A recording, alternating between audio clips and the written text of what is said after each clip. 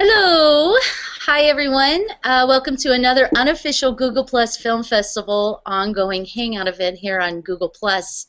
These Hangouts are designed to help independent filmmakers all around the world learn more about filmmaking, the process of filmmaking, in order to connect with other filmmakers and to get their film projects seen by not only an international but an engaged audience. So we're really happy to bring people together from all different cultures by doing these events. My name is Jamie Bird, and I'm a producer and director for Blind Lyle Films, and I'm coming to you live from our Fine Arts movie theater right in the heart of downtown Asheville, North Carolina. Right behind me is an old projector that's been just pulled out of one of the theaters here. Cool. And it has a faster internet connection, so that's why I'm here right now. Today we have a very special hangout that includes 3 amazing women that all worked on the film That's What She Said. It premiered this year at the 2012 Sundance Film Festival, which includes in its cast Anne Heche, along with these other lovely women, is now being released in theaters today in both New York City and Los Angeles.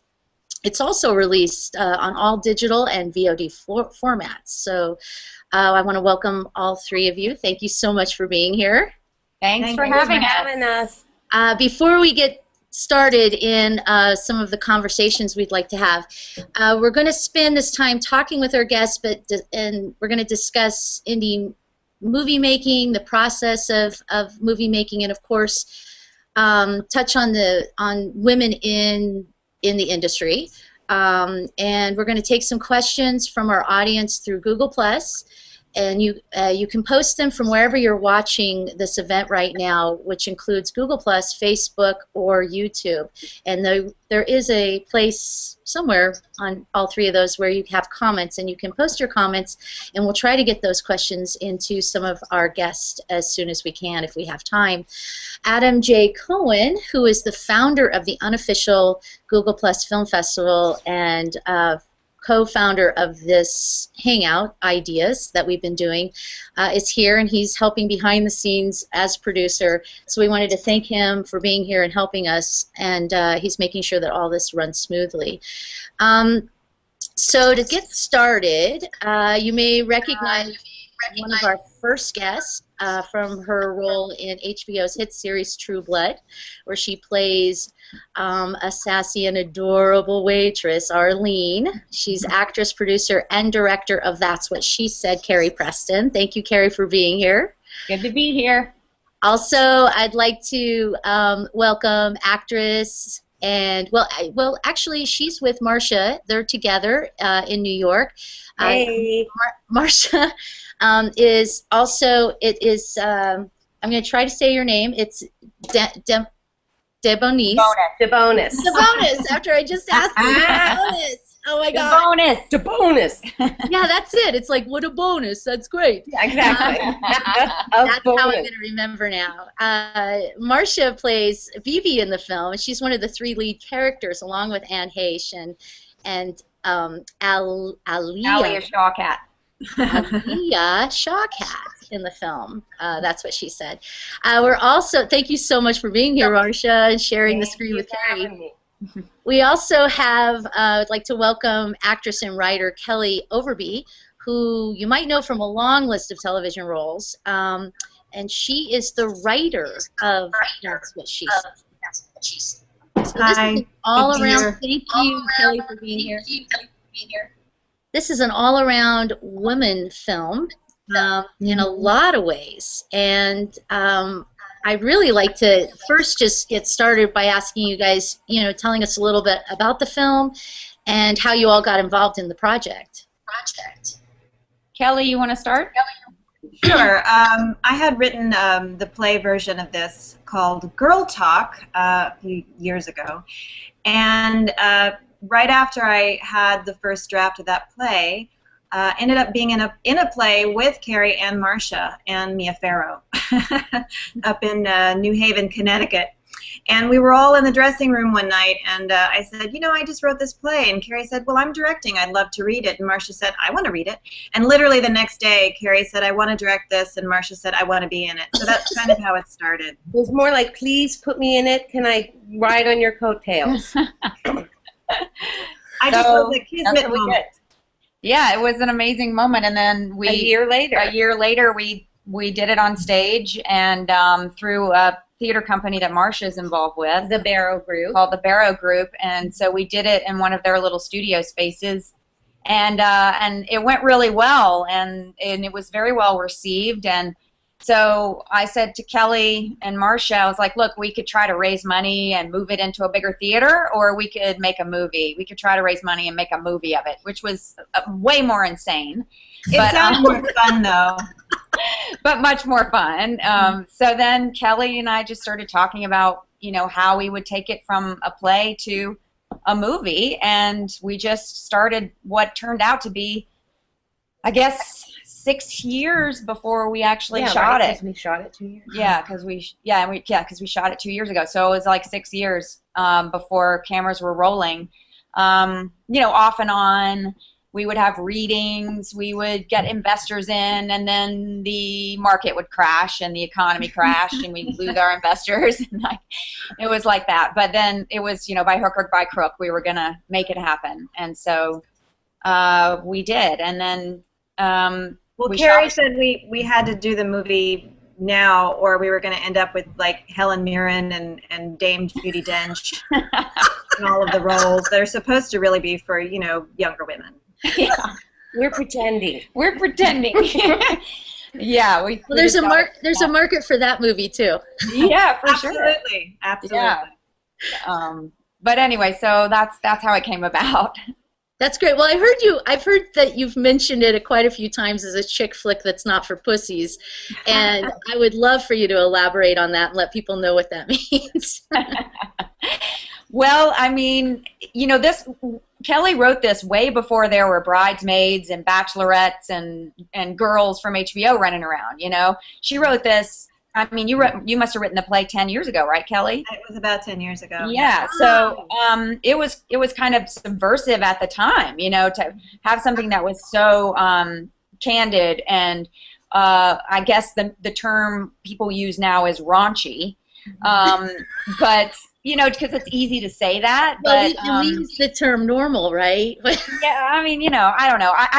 The thing that drew me to the script and why I wanted to do it, why I wanted to cast Marcia in it, was I got sick of how Hollywood was portraying women. That there was this pedestal that they were putting them up on, or putting us up on, and so I really wanted to just knock us down and mess our hair up a little bit, and challenge people's perception of what a leading woman is, and give people in this country a heroine to root for, which is Marcia. She's fantastic in the movie. Yeah. Yeah, I think you guys are. I think all of you guys were great. Even you, Carrie, in the very beginning. She has a cameo. I did. I had my little Hitchcock moment, and my dog. I put my dog in featured. So my dog too. We all put our dogs in. Put our dogs in it. And Kellie was a brunette. She had long brown hair when we shot it. Wow. Okay. Yeah, people don't recognize me now from the film at all. It's probably a mistake on my part. No. It makes you cool and hip. Well, that's great. So now this film was in this year's Sundance, and was that all of your first times at Sundance, or can you tell us about the experience there? It was my first time as a screenwriter. That was really exciting. I bet. Yeah.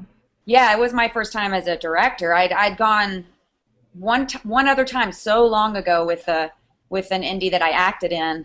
And, you know, the thing that was so extraordinary about Sundance is that's a tough nut to crack, you know. And as an actor, I've been in at least 10 or 12 really good films that didn't get into Sundance. So it was an extraordinary gift that we were selected.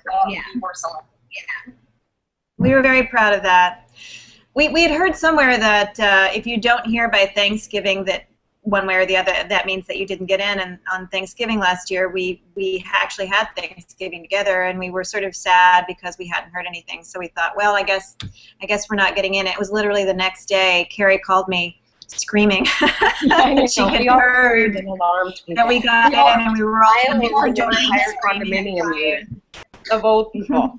You did what? I was in Florida when Carrie called me at like a retirement community, and I was shrieking and scared. Several people came over to make sure everything was okay. And I was jumping up and down in New York, in the middle of New York City, right outside the Plaza Hotel, on the phone with my producer, and my husband was with me, and I was just like screaming and crying, and I think I might have like peed my pants a little bit. Maybe just a little. Just a little. Kind of. Well, that's really exciting. I'm really happy for you guys, because I can't even imagine how cool that would be. So, tell us a little bit about why you chose to do a day and date release on this film. Well, I mean, for me, in my opinion, that's really the best model for independent films, because most of the distributors don't have money for marketing anymore. And so you have to get all of your forces behind you, everybody who's involved, all the social media and everything, and do this big push. And so once you've done that, you know, you really need to birth it all over every place that you can, instead of one at a time, because you're just going to lose the momentum of all the work that you've been putting into it, you know, promoting it. And I think it's really exciting, you know, like I did the VH1 morning show today, and you know, most people who watch that show are not in New York or LA, but they can get the movie right now, you know, and that's really exciting, you know, to think that they could just go to their iTunes or Movies on Demand and just click it and watch it. So, can you talk to us a little bit about, because I mean, obviously that aspect of self-distribution is very common for independent filmmakers, and can you talk about your role as a producer in promoting the film even after it's been, you know, picked up or it's received distribution, because it's yeah. I mean, we went with Phase 4 Films as our distributors, and they're really great people, and they hired a PR firm, and so we've been working with the PR firm, and they've been getting a lot of good press for us. But then also, you know, because I'm on a television show, I was able to kind of cross-pollinate a little bit, and I got my publicists to, you know, go to work on stuff for me. Same with Anne. Anne has been great. So amazing. You know, with all the publicity. You know, today she was on The Talk. She did Craig Ferguson last week. Like, she's really been doing, and she's on an airplane right now flying to New York to be with us at the party tonight. Oh, that's great. Yeah. Great. Good. I'm glad to hear that. And unfortunately, Alia is working. She's shooting, so she couldn't be here. Oh, she's doing Arrested Development. She's doing the Arrested Development movie. You know, she was on Arrested Development. She played Maybe. Yeah.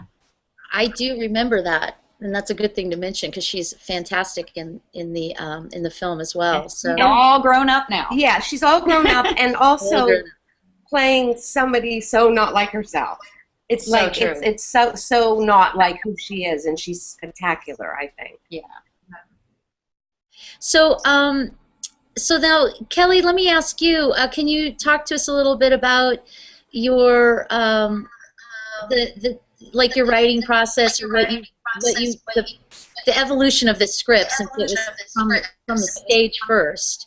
Well, it was such a kind of long and circuitous route, I guess. You know, the first draft of the play, which again was written a decade ago, was really a quick. It came quickly.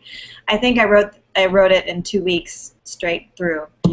And that was kind of the spine, and the spine of the story has pretty much remained the same since then. You know, I worked on it a little when we did the play, and then after that, deciding to take it into a film, of course, there was a lot of opportunity to open it up and add characters. And, you know, the most fun part for me was allowing visual storytelling. It's still quite a verbal film, but allowing for just letting you see what's happening. You know, you don't have to talk about it then. So it was a lot of fun. And Carrie was a really great editor. I would do a draft before a reading, and she would say, "What about these ideas?" And I'd say, "Great," and incorporate. And then the script was better. And you know, we did that in fits and starts for about 5 years until we got what I think is a pretty tight script. And we pretty much filmed exactly what the script was. That's what she said. I know. And I don't think we were able to cut anything out of it because it was so tight. It's true. I did not leave very much on the cutting room floor. Right? No. I mean, that's great. We also shot on film, so I had to be very judicious about what I was filming. You know, sometimes I would only give them 2 or 3 takes. You know, because we were, you know, shooting on this expensive little thing that looks awesome, but you know, it's not like you can just leave the camera rolling like you can on HD. But Carrie, I have to say, was so incredibly on top of things and had things storyboarded. I've never worked on this size film that went as smoothly. Really? Like we never went over. We never went overtime. We never did. I mean, it was so well planned, I felt like. And I kind of like that kind of run and gun. Personally, as an actress, I get bored sometimes with the million takes. So for me, it was fun. Like, I would just as soon do it this way as the big, you know, big budget movies. Are you saying, Marcia, that there wasn't a lot of takes for this? You guys were just kind of pushing through because of time limitations? And yeah, but it didn't feel like it was limited. We did have rehearsal beforehand for 3 days. So, you know, I feel, and because I'd done it as a play, you know, I obviously had the benefit of kind of having lived with the character for 8 years. So I didn't feel at all under pressure or like, you know, we have to hurry up. It felt very comfortable. So yeah, I like I said, I kind of enjoy shooting this way. You just kind of do it, and it's not a lot of sit around and waiting, which obviously is the boring thing about making a movie as an actor. The sitting around part. Yeah, because the crew and the director are never just sitting around. Yeah, exactly. Right. That's right. Well, you know, and speaking of that, how did you guys pull off doing so much shooting in New York City with so little budget? Is a question that a lot of filmmakers want to know. Yeah, by hook or by crook. By hook or by crook, yeah, a little crook. No, we had just the subway. We right? crooked the subway. We definitely crooked the subway. Nice. You know, it's too expensive to shoot in the subway. You have to get like a $10 million insurance policy or something, you know, and we couldn't do that. I mean, first of all, I had a really wonderful right-hand woman, Mona Panchal was my, you know, right-hand producer woman, and I wouldn't have been able to make it through that shoot without her. So she was very good at kind of keeping the scary things from me, like when the Teamsters showed up on our first day of shooting. I did not know that. I didn't either until now. She just kept that from me. Oh my gosh. Because of our budget level, we couldn't shoot union. However, with the crew, we were a SAG movie, but we couldn't shoot a union crew. But our director of photography and our camera operator were in both of the unions in New York, and they had gotten permission. They were very deferential to the union. We weren't trying to pretend like we weren't doing the movie. We just weren't, you know, doing any big kind of advertising about it at the time because, you know, understandably, a lot of rogue productions will come here and they'll say they're indies, but then you trace the paper trail and it's actually, you know, some huge studio, you know, that's bankrolling it. And so I understand why they want to come and look on set because especially if they hear that, you know, we have name actors in the movie. They probably think, well, there's no way they're going to work for nothing. You know, I can understand why they showed up. But so they just showed up just to check and make sure that there wasn't a bunch of unions. Yeah, they had to make sure that we weren't, that we didn't have hired drivers and we didn't have, because the Teamsters. So does that mean that they showed up to Marcia's apartment, because that's where we were shooting the first day? Yeah. Yep, they Is showed that up. where they showed up? They didn't come That up is to it, but they were hysterical. downstairs. Yep. And I am a teamster. That's I'm a right. teamster because I'm a casting director and we're in that union. I could have really? done some- You could have gone down and said, I would "Hey, have gone guys. down and talked to my brother. Hey, brother." No, I mean, we got a lot of support from New York, from the Film Commission and stuff. So, you know, we did everything above board, you know. It's not hard to get permits in New York. You just have to do it by the book, you know. Did we get? We're all very pro-union. We're very pro-union, yes. And Very pro-union. had I had enough money, I would have done it union, but it would have doubled or more the budget, and then we wouldn't have made the movie at all. So Right. it's like a trade-off. Well, we wouldn't want that to have happened. So Yeah. it's good to hear that you had a woman producer too, and you know, so we can go into this next conversation about women in film. So you know, being a filmmaker myself, I'm excited at the shift that's happening with more women getting involved in film and not only making great content but making profit from their efforts. Do you see more change in this direction? I mean, there's a lot more women going into film school, but they're not making features. Right. I mean, I can count on my hand the number of women directors that I have been directed by as an actor, and I think that's very sad. I mean, even on True Blood, we've only had 2 women directors in 5 years. One of them has done 2 episodes, and the other one only did 1. And I think that's a shame. But then you look at, you know, a show like Mad Men, they have a lot of women directors and writers on that show. So I think that it is starting to change. And, you know, I'm very heartened by seeing people like Lena Dunham, who, you know, she did her own indie film, and then she was able to parlay that into a series that she's in charge of 100%.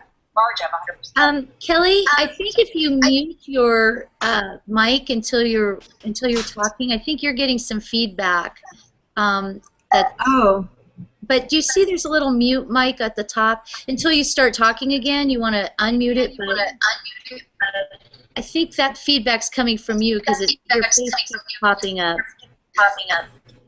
Oh, now I feel like such a Luddite. I don't know how to do this. Mute my phone. Should I mute it? Not to worry if you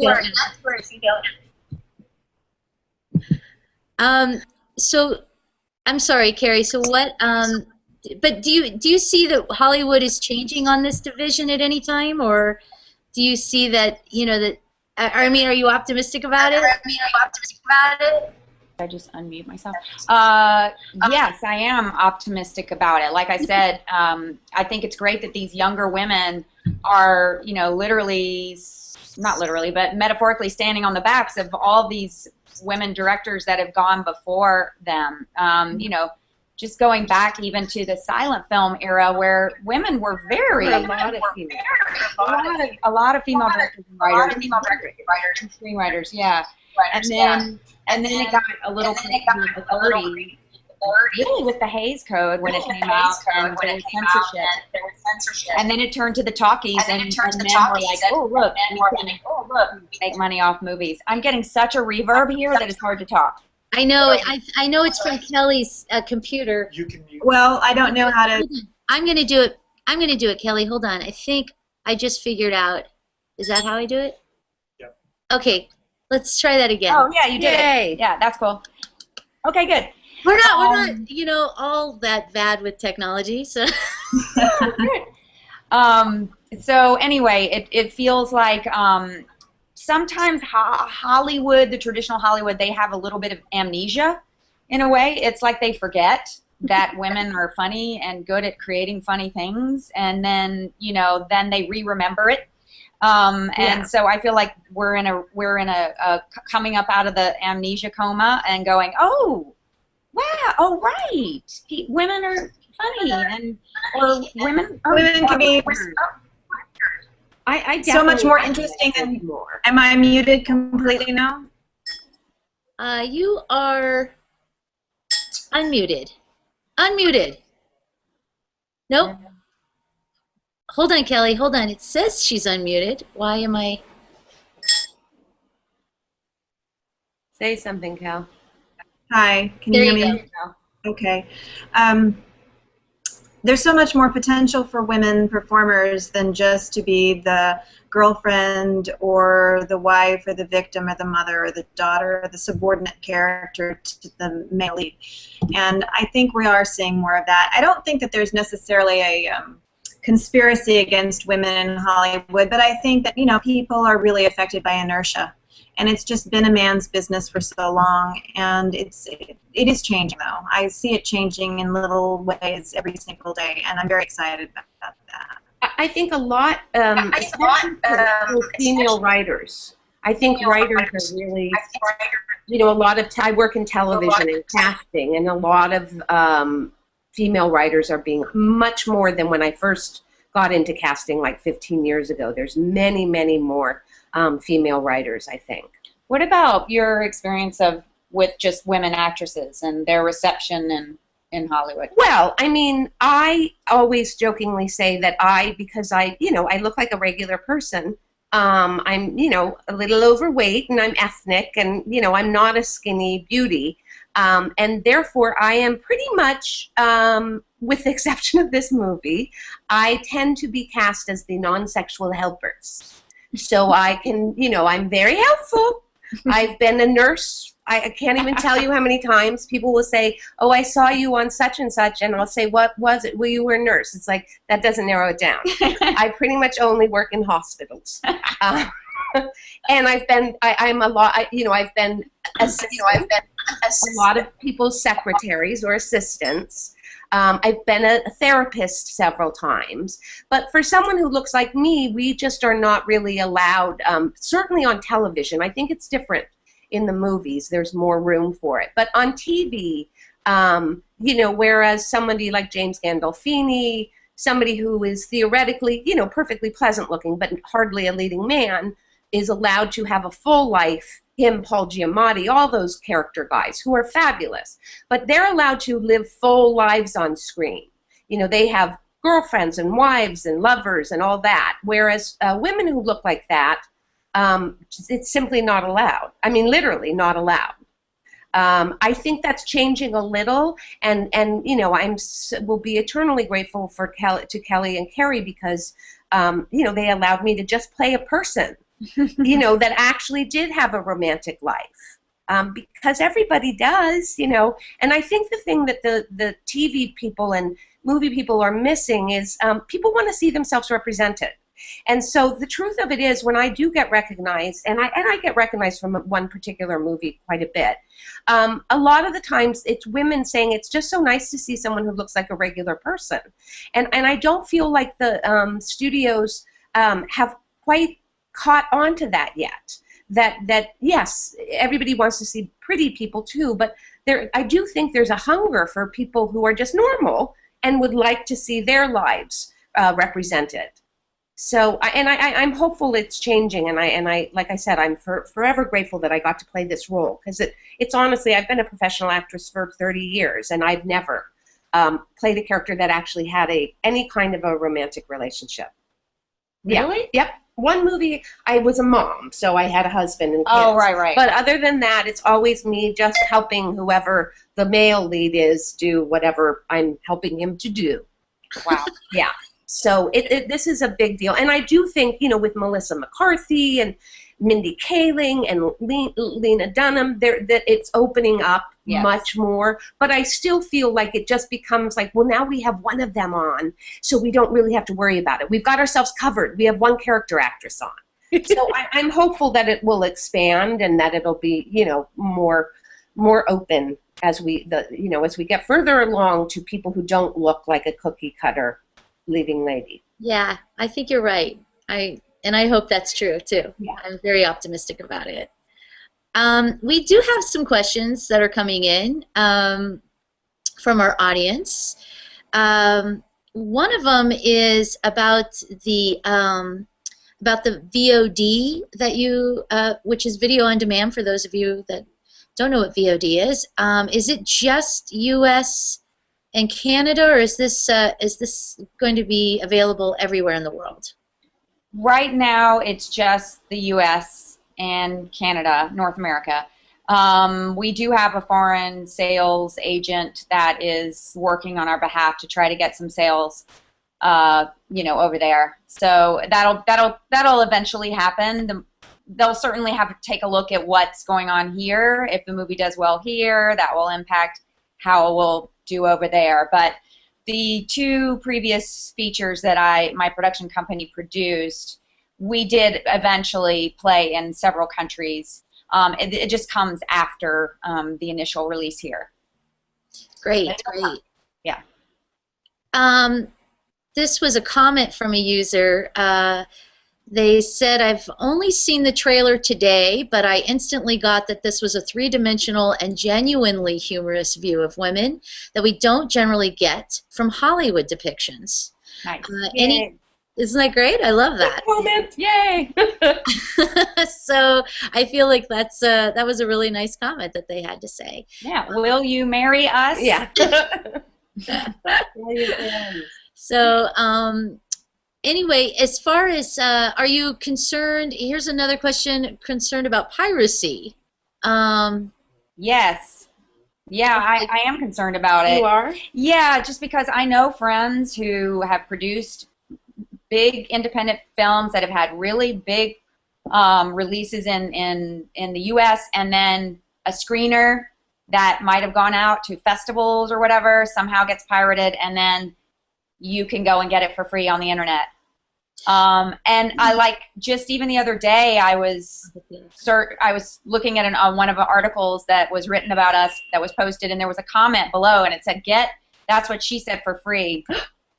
And I was like, okay. And a lot of it is scam, or 99% of it are scams to get people to put their credit card in a website. Right. But then there are those times that it's not a scam. And I know that the whole wild, wild west of the internet is an incredible way to share with each other, to share things with each other. But I always try to explain to people who really steal content that if everybody keeps doing that, those of us who create content are not going to be able to do it anymore, because it costs money to create the content. And so if you're just going to think that you're entitled to get it for free, then you're going to start seeing the quality of it drop down, and you're going to see, some people who could have been making really wonderful things for you have to stop because they can't, pay their rent. So I think it's a problem, and I know that Congress was trying to get involved with it, but we had the intellectual property, and it was just a mess. So if it ends up online, you can't just by virtue of them not having done it, shut it down? You can try to shut it down. My phone. That's your phone. I was like, going. That's such a BB moment. I know, sorry. It's even the ringtone. And it's her mom. No, it's not. Well, now, Carrie, some people think that that piracy on independent films, and I'm just bringing this up, but some people feel that it can actually help a film because it gets out there, and then people will spread it, and you'll end up making kind of more or reaching a wider audience. How do you feel about that? I don't know if I've talked to anybody who's had that experience. I mean, it's one thing for Radiohead to give away their music for a donation, but they're oh my God! I swear I turned it off. Now you see why we cast her. She's great. Okay. She's like, I'm in the middle of a Google thingy. Some kind of Google thing on the internet. Hysterical. I haven't seen that. I haven't seen that work. I'd be curious to talk to somebody who felt like they were able to you know, give it away for free and somehow still make money. Yeah, right. Sounds That interesting. Seems counterintuitive. Thanks for coming back, Marcia. We missed you. Did you turn the ringer down, honey? I thought I did, Okay. but this time I know I did. No, it's okay. Not to worry. Not to worry. So let's see. Well, tell us. You know what I love the idea. Part of your distribution or promotional plan on this with the Besties concept. Can you elaborate a little bit on that? Because it's exciting. You guys are opening today in 2 major cities. So what are you putting out there for people to do? Well, the Besties idea was started by this group that we have, a women's group. Tell everybody about that. Well, I had a ton of I had several friends who I thought were wicked talented, and everybody did more than one thing. A lot of actress-writers, actress-writer-directors. I'm a casting director and an actress. So really just because I wanted to connect my friends, particularly there was this one Southern girl that I knew that Carrie would, hit it off with. So I got us together a year ago. Mm-hmm. And we jokingly call ourselves the hyphenates because all of us do more than one thing. And it's really turned into, I don't know how to describe it except for that we're all just backing, all of us are working on various projects. And then we all rally around. And then we rally around. One of our members just opened this play called Harper Reagan, so we went to that. Another member wrote a play called Buzz. So it's really it sounds silly to say a support group, but that's really what it is. And it's just like, in my estimation, like a bunch of really, really smart, talented people. And Julianne Emery, who was the other Southern girl, I believe is who came up with the Besties. Yeah, well, actually it was Susan Ferrara who wrote Buzz. She first came up with the idea of asking people to be social captains. And then Julianne and I just started batting some things around, and then she was like, you should call it something that has to do with the film, and then she came up with the Bestie idea, and then we just started spitballing with the PR firm and the social networking company that's been working with our PR firm, and they came up with this cool flyer, and then we all just have been sending it out to all of our friends, and I've been posting it. I know my Twitter followers are so the notion is to try to get together like a group of your best friends, and go see the movie. So sort of organize viewing parties. To organize a viewing party and to make watching an independent film an event again, instead of sitting alone at your computer or in front of your TV, which is often where we end up. That's where most indies are seen now. But make an evening of it. Go to it like you would go to a play. Do it, plan it ahead of time. Buy the tickets ahead of time. Make it an event. Make it an event. Right. Even at home, get a group of people over, cook dinner, have some wine, rent the movie on demand. It's about friendship. Right. So it sort of lends itself perfectly to the notion of a group. And it doesn't, listen, my boyfriend, who really only likes movies where things blow up, actually loved, that's what she said. So, he said, you know what I'm trying to say, she said.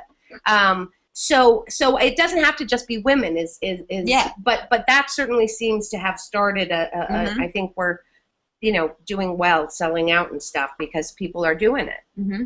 So we're really encouraging people to do that, even at home.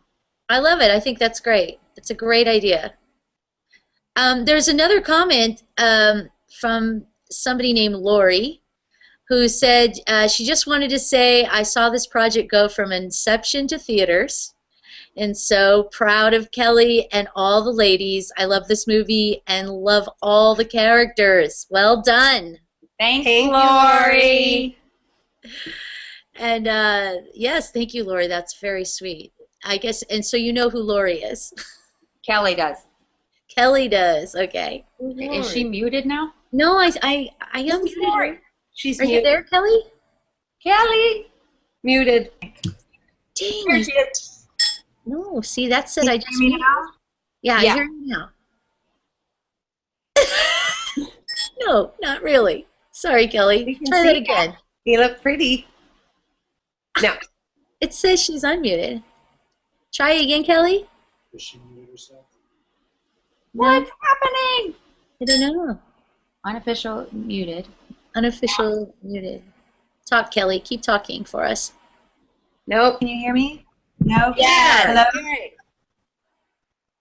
And now we It may not be us. Something might be going on with her computer. She's unmuted. Oh, and I was just going to ask you a question, Kelly. At the top of your Google page, do you not see a little icon of a microphone, Kelly? Yeah, yes, is it? There, we can hear you now. You can hear me now. Okay, it just kept going back and forth. Sorry about that. That's okay. Who's Lauries? Laurie's her friend from LA. Oh, okay. My friend Laurie in LA. All right. That's nice. I was just going to, I wanted to ask you because, you know, I think one of the things that a lot of people, a lot of women relate to, of course, are these characters that are flawed and damaged and just, you know, the kind of normal people. And I just wanted to have you kind of talk to us about how you relate to these kind of characters. How I do? Well, I mean, there's a lot of imagination in the movie, but some of it is autobiographical. I mean, there are a lot of things that had happened to me or to my friends that were, I guess, sort of points of departure for these ladies, and then I made some stuff up. When you see the film, I'll just like be excited. But I just think, I don't know, I think that life is really entertaining when it's messy, and that, at least that's my experience. So each of these women has a particular flaw that drives her, and mixed together, it just makes a soup of a hot mess, and I don't know, I think it's very funny. Great. So tell us where you guys want people to go to follow you or get more information about the project. Well, I'm Willafly at Willafly on Twitter, WILLAFLY. What is it? ILLAFLY, Willafly. Okay. And you can follow the movie at TWSS Movie. TWSS Movie. Mm-hmm. And then that's our Twitter address. Oh, that's your Twitter address. Great. Okay. TWSS Movie, and then I'm Carrie_Preston on Twitter, and we have a Facebook page. That's What She Said Movie. Marcia. The website, thatswhatshesaidmovie.com. And there's also that's what she said movie.com, right? Mm-hmm. Yeah. Well, I think the other thing is just what's next for you guys. Tell me what all of you are doing. What's the next stuff? I was just cast. I've been doing more casting than acting lately. So I did pilot season for NBC, and then I was just casting a series called Next Caller. And then I'll probably do pilot season casting-wise for NBC. Nothing acting-wise coming up, but hopefully there will be soon. Good. Yeah, and I have a little like 8-minute web pilot that my production company produced. It's hysterical. That I'm in, and I wrote it. And what's the name of it, Carrie? It's called The Jody Show. The Jody Show. Okay. The Jody. Jody Show. Okay. Don't dignify it with Jody. Yeah, don't call it Jody. It's Jody. It's Jody. It's So Jody. dignified. Oh, Jody. Yeah, that's not a Jody. Dodie. Okay, that sounds Dodie great. makes Arlene look like the Queen of England. Yeah, exactly. And when is that available? That's going to be at the New York Television Festival next week, and then we're going to start premiering it online shortly after that. And It's a web series. It's a little web. It's a little web series. So when you say web series, is it several episodes? Yes, they'll be like little 8-minute webisode things. So that's just a fun way to keep yourself creative in between things, and then I'm still acting. I've been shooting some TV shows here, Person of Interest and The Good Wife, and then True Blood will start shooting again in the new year. Great. And then Kelly, how about you? What are you doing now? I'm still muted. There you are. Yeah, it's going on and off. I see it. It just keeps going on and off on its own. I don't know why. I just finished off Broadway play called Turn and the Piracy Horizons. And I'm also writing. I'm writing some more fun stories for people to play act in.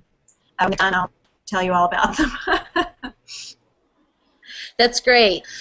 Well, I really want to thank you guys so much for taking part in this. I know we have some technical difficulties here. Every time there's a little glitch in the internet, this happens. So, but I appreciate you guys coming. Is there any other questions? No. Okay.